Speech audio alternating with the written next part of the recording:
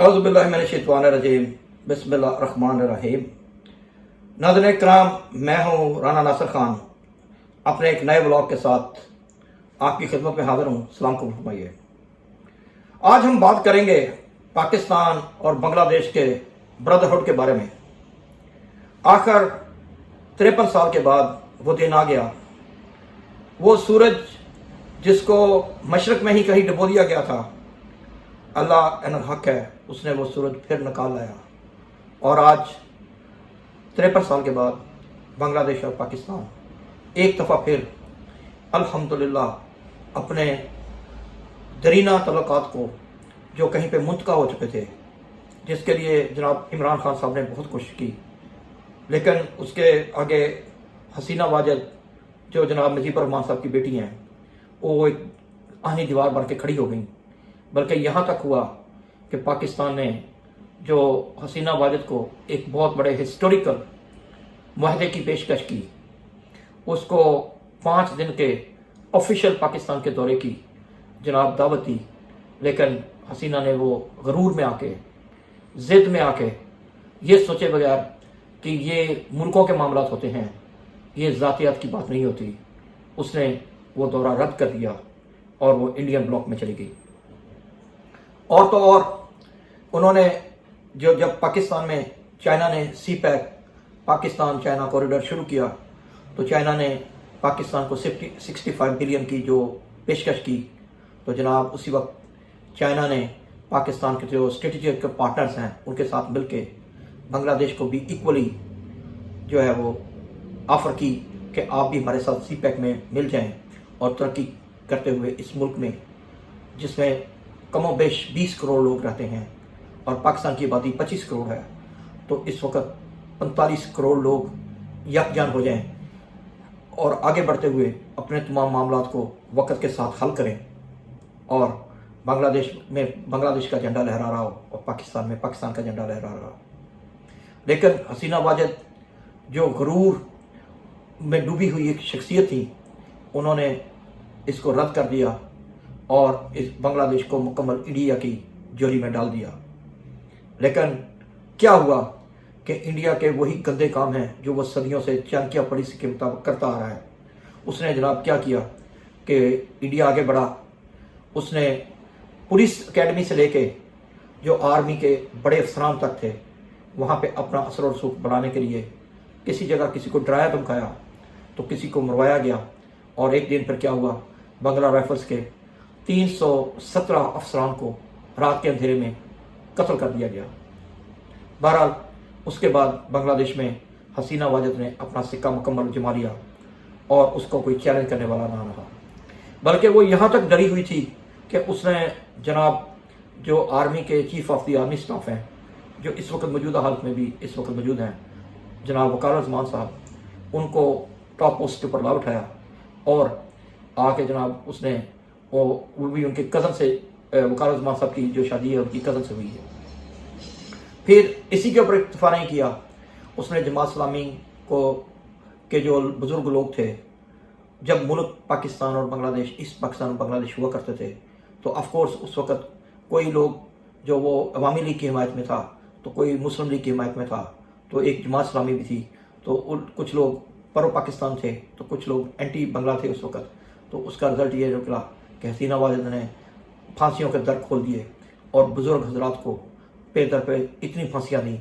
کہ پاکستان جو بنگلہ دیش کی عوام ہے اس میں نفرت بڑھنے لگ گئی، اور ان کو یہ محسوس ہونے لگ گیا، ان کے اندر ایک لاوا پھٹنے لگ گیا کہ یہ جو کر رہی ہے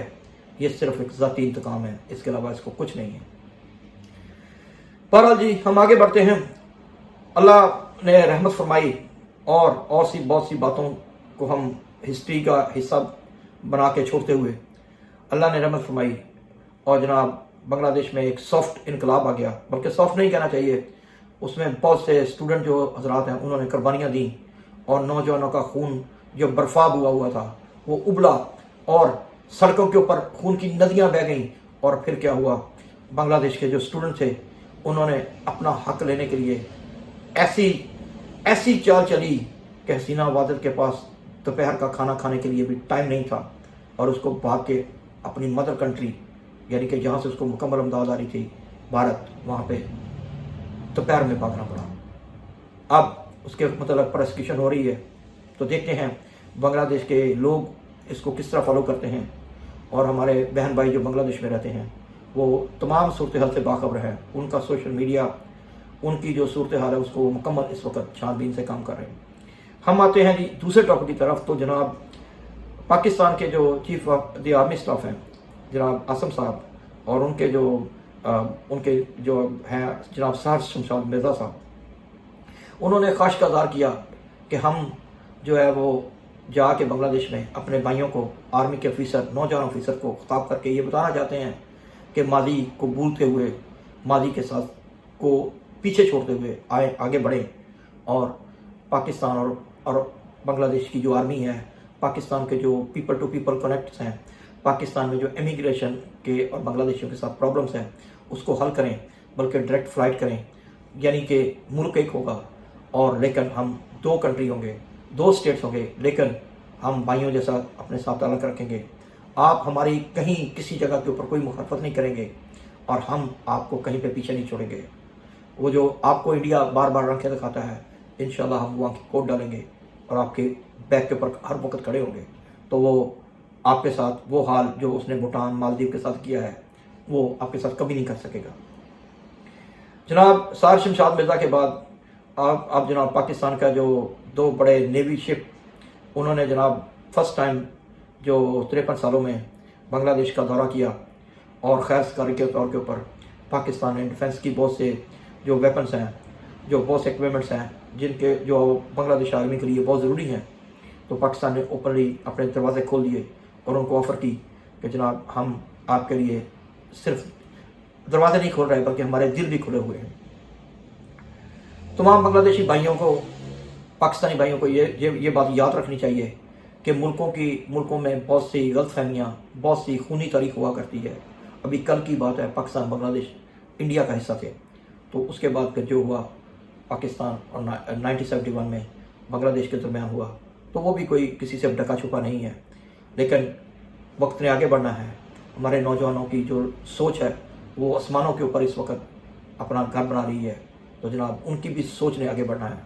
तो जनाब पाकिस्तानी और बांग्लादेशी जो नौजवान हैं इस वक्त वो सोशल मीडिया के ऊपर बहुत मुतरक है। उनकी पूरी कोशिश है कि वो पाकिस्तान और बांग्लादेश के जो रिश्ते टूटे हुए हैं उनको फिर से जोड़ दें, और ये बात याद रखें कि जो हमारे बुजुर्ग हजरात हैं उन्होंने अभी इस दुनिया से जो कुछ चले गए हैं, कुछ ने चले जाना है, लेकिन जो नौजवान हैं उन्होंने ही इस मुल्क की उन्होंने गवर्नमेंट जो है उसको संभालना है। और आज नहीं तो कल इंशाल्लाह बांग्लादेश का कोई वज़ीर-ए-आज़म डॉक्टर यूनुस साहब के बाद कोई और आएगा, कोई मिलिट्री चीफ और आएगा, पाकिस्तान में हालात बदलेंगे और इंशाल्लाह हम आगे बढ़ेंगे। और अभी हमारे सिर्फ 2 शिप वहाँ पे पाकिस्तान नेवी के गए हैं। पाकिस्तान का जो आर्मी चीफ है जब वो वहाँ का दौरा करेगा, जब पाकिस्तान के सदर पाकिस्तान वहाँ पे जाएंगे, जब ये डॉक्टर यूनुस साहब तशरीफ लेके आएंगे, तो इंशाल्लाह जो हमारे हालात हैं वो मोड़ सितरेंगे और हम एक दूसरे के साथ एक यकजान हो जाएंगे इंशाल्लाह। तो जनाब अभी एक पाकिस्तान, क्योंकि हर साल पाकिस्तान में एक मशक़ें होती हैं जो आर्मी की ट्रेनिंग्स के लिए होती हैं, उसमें 50 मुल्क आते हैं, तो उसमें अभी बांग्लादेश आर्मी को भी दावत दी जा रही है, तो वो भी आएंगे और वो उनका भी एक दस्ता आएगा, तो इंशाल्लाह वो भी पार्ट ऑफ जो एक्सरसाइज का हिस्सा होंगे। तो अब असल में बात यह है कि दुनिया में अब जहाँ हम जो मर्जी पॉलिसी चला रहे हैं, लेकिन एक बात याद रखें कि जब तक पीपल टू पीपल कनेक्ट नहीं होंगे, यानी कि लोगों के आपस में दरमियान में राब्ते नहीं होंगे, जब तक कि अंडरस्टैंडिंग नहीं होगी, तो किसी मुल्क के दूसरे मुल्क के साथ कभी भी ताल्लुकात आगे नहीं बढ़ सकते। वरना आपके अपने मुल्क में 65 से ज़्यादा एम्बेसीज मौजूद हैं, पाकिस्तान में शायद 82 से ज़्यादा एम्बेसीज मौजूद हैं, लेकिन उनके साथ वो सिर्फ ये है कि पाकिस्तान में आके अपना टाइम पास कर रहे हैं। बेसिकली उनके मुल्कों के साथ हमारी कोई भी directly people to people connect नहीं है, कल्चरल कनेक्ट नहीं है। तो इस वजह से हम सब लोगों के दरमियान में जो राब्ता है वो नहीं होता जो होना चाहिए। ये ब्राज़ील से लेके ये बांग्लादेश तक की सेम कहानी है। तो उस आज का बांग्लादेश यकीनन बदला हुआ बांग्लादेश है। डॉक्टर यूनुस साहब वो स्लो जो बांग्लादेश के लोगों की एक रवायत है कि वो स्लो चलते हैं और अपनी कामयाबी के ऊपर मंजिल के ऊपर पहुंचते हैं। तो जनाब डॉक्टर यूनुस साहब भी स्लो आगे जा रहे हैं اور بنگلہ دیش کی مکمل صفائی کر رہے ہیں کہ جہاں جہاں ان کو نظر یہ آ رہا ہے کہ حسینہ نے جو اپنے پالتو لوگ جو ہے وہ نیچے پولیس سے لے کے بڑی ہائیسٹ جو اکیڈمیز ہیں وہاں تک اپنے لوگ اپائنٹ کیے ہوئے تھے، نہ کہ میرٹ کے اوپر بلکہ ان کا پارٹی کے ساتھ انفلیشن ہونے کی وجہ سے، تو آج کا بنگلہ دیش یقیناً نیا بنگلہ دیش ہے۔ امید ہے کہ ڈاکٹر یونس صاحب جو ہے اس کو بنگلہ دیش کے تمام مسائل کو اپنی جہاں دیدہ لیڈرشپ کی وجہ سے حل کریں گے اور نوجوانوں کو آگے آنے کا موقع دیں گے، نہ کہ روایتی پارٹیوں کو، کیونکہ روایتی پارٹیوں نے جو پہلے کر چکی ہیں وہ اس کا کوئی فائدہ نہیں ہوا۔ ڈاکٹر یونس صاحب کو نوجوانوں کو آگے آنے کا موقع دینا چاہیے، جس طرح دوسرے ملکوں میں ہوتا ہے، فرانس سے لے کے UK، امریکہ اور پوری دنیا میں۔ اب بزرگ حضرات جو ہیں ان کو صرف گائیڈنس کرنی چاہیے، ان کو صرف نگرانی کرنی چاہیے، بلکہ جو نوجوان ہیں ان کو آگے بڑھنے کے دینا چاہیے۔ ایک نیا خون، ایک نئی سوچ جو آسمانوں کے اوپر سوچ رہی ہے، ایک نئی سوچ جو مارس کا سوچ رہی ہے، جو ترقی پسند ہے، اس کو آگے بڑھ دینا چاہیے۔ امید ہے بنگلہ دیش کے بھائی میرے اس بلاگ کو اچھے سے دیکھیں گے اور بات سنیں گے۔ میں آپ کے ساتھ پہلے بھی آپ کے ساتھ کنیکٹ رہا ہوں، انشاءاللہ اب بھی کنیکٹ رکھوں گا، تو پلیز اسے لائک بھی کرتے رہیں، اسے سبسکرائب بھی کرتے رہیں۔ تو اب جناب ساؤتھ گیٹ ہے، وہ جو انڈیا کا بہت بڑا تھنک ٹینک ہے، اس میں مرونی چھائی ہوئی ہے کہ جب ان کے پاس یہ نیوز آتی ہیں کہ پاکستان بنگلہ دیش کے ریلیشن شپ کلوزر ہوتے جا رہے ہیں، تو وہ اپنی چانکیہ چالیں چلنے سے باز نہیں آ رہے ہیں۔ تو ابھی انشاءاللہ وہ پیچھے ہٹیں گے اور پاکستان کے نوجوان، پاکستان کے لوگ اور بنگلہ دیش کے بہن بھائی آگے بڑھیں گے اور ان رشتوں کو ایسا مضبوط کریں گے کہ کبھی ان میں دراڑ نہیں آنے پائے گی، کیونکہ جو کچھ بھی ہے ہم اس بنگلہ دیش کا نام پہلے ایسٹ پاکستان تھا اور آج پاکستان کا نام پاکستان ہے، لیکن یہ ویسٹ پاکستان کہلاتا تھا۔ جو کچھ بھی ہے ہمارا ملک ایک تھا، ہم ایک تھے، لیکن ہمیں ظالموں نے دراڑیں ڈال دیں، ہمیں ظالموں نے خون کی ندیاں بہا دیں، اور ان سب کے پیچھے کیا درا کوئی زیادہ کھلی بات ہے، اس سب کے کیا درا جو ہے وہ انڈیا کا تھا۔ اس کی ایک اسٹریٹجیکل پالیسی تھی کہ وہ پاکستان کو یہاں سے باہر نکال پڑ سکتا تھا، کیونکہ اس کو پتہ تھا کہ پاکستان چائنا کے ساتھ جائے گا، تو اس نے چائنا کو نکالنے کے لیے اس پاکستان کو پاکستان سے الگ کر دیا۔ لیکن اب وہ چکن لیگ جو ہے، جو انڈیا کی 6 ریاستیں ہیں، اب وہاں پہ پاکستان کا پاؤں آ چکا ہے۔ تو انڈیا نے وہاں پہ ریسنٹلی اپنے بہت سے ٹروپس بھیجے ہیں، اور ان کو یہ ڈر پڑ گیا ہے کہ کہیں اگر پاکستان اور بنگلہ دیش کے ان کے درمیان ڈیفنس ایگریمنٹ ہو گیا تو یہ نہ ہو کہ پاکستان اپنے جو میزائل سسٹم ہیں ان کو بنگلہ دیش میں لا کے کھڑا کر دے، جیسے غوری صاحب ہیں، عبدالی صاحب ہیں۔ تو آپ یقیناً میرا اشارہ سمجھ گئے ہوں گے۔ آج کے دور میں کسی ملک کی سرحدوں کے اوپر جانے کی ضرورت نہیں ہے، صرف ایک بٹن دبانے کی ضرورت ہے، تو غوری آپ کے قدموں میں جناب حاضر خدمت میں ہوگا۔ تو انڈیا کے جو ڈیفنس اینالسٹ ہیں وہ اس بات کو بہت اچھی طرح سے جانتے ہیں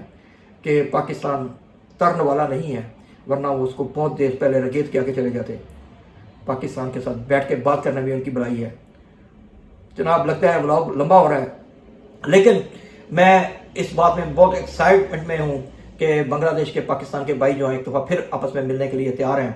اور نوجوانوں کو اب بنگلہ دیش کے جو نوجوان کابینہ بنی ہے ان کو چاہیے کہ پاکستان کے دورے کریں، اور پاکستان کے جو وزراء ہیں ان کو چاہیے کہ وہ بنگلہ دیش کے جو بھائی ہیں ان کو پریورٹی دیں، ان کے ساتھ اس طرح تعلق جوڑیں کہ آپ کے ساتھ آپ کے جیسے کوئی آپ کے بیک کے اوپر کنٹری کھڑا ہے، فور ہمیں فوری طور کے اوپر جو کراچی سے ڈھاکہ کے لیے جو بحری ٹرانسپورٹ ہے اس کو شروع کر دینا چاہیے، اور بلکہ بنگلہ دیش اور پاکستان کے جو خیر سیاحت علی کے دورے ہیں ان کو جاری رکھنا چاہیے۔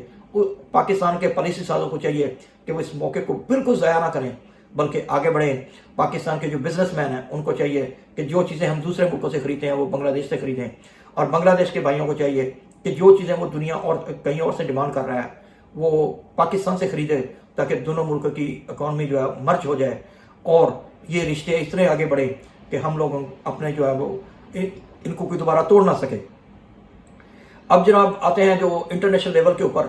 تو جناب انٹرنیشنل لیول میں یہ ہے کہ چائنا نے پاکستان کو مکمل طور کے اوپر یہ اپنا کھلا ہاتھ دے دیا ہے کہ آپ بنگلہ دیش کے بھائیوں کو اپنے ساتھ آگے لے کے چلیں۔ اسی وجہ سے ڈاکٹر یونس صاحب جب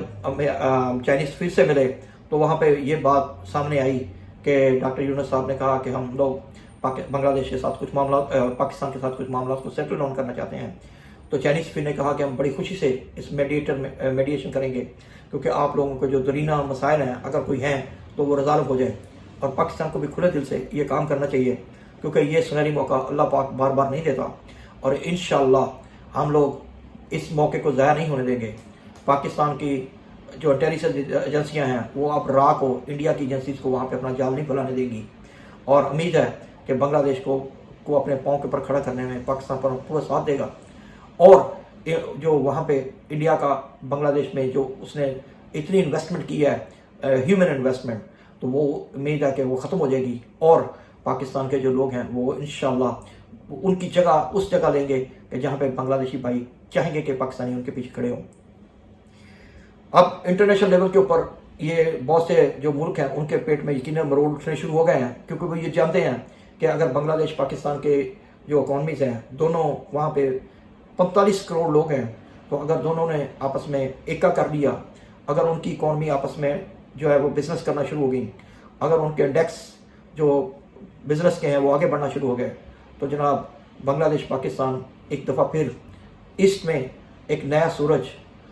مشرق کا سورج نکالنے میں کامیاب ہو جائیں گے۔ تو امید ہے کہ وقت کے ساتھ ساتھ جو پاکستان اور بنگلہ دیش اپنی فورن جو پالیسی ہے اس کے اوپر بھی نظر ثانی کریں گے،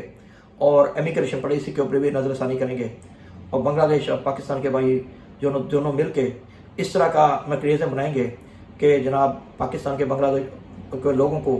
جب وہ ڈھاکہ ایئرپورٹ کے اوپر اتریں تو ان کو کہیں اسپیشل میکینزم کے ساتھ اسپیشل انویسٹیگیشن روم میں سے نہیں گزرنا پڑے، بلکہ ان کو اس طرح ہوگا کہ ان کے ساتھ بھی وہی عام جو پسنجر ہوتا ہے اس کے ساتھ جیسا ہی سلوک ہوگا۔ اور سب سے پہلے پاکستان کو چاہیے کہ جو بچی کچی پی آئی ہے اس کی فلائٹیں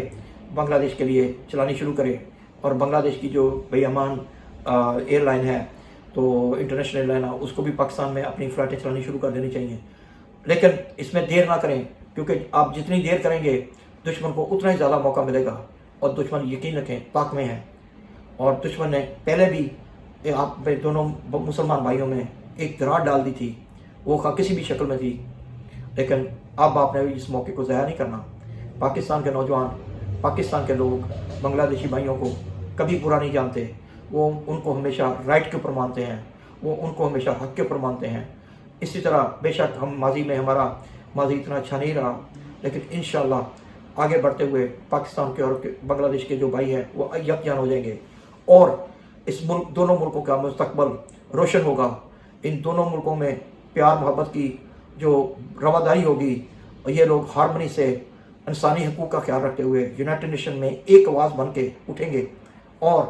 غربت کے جو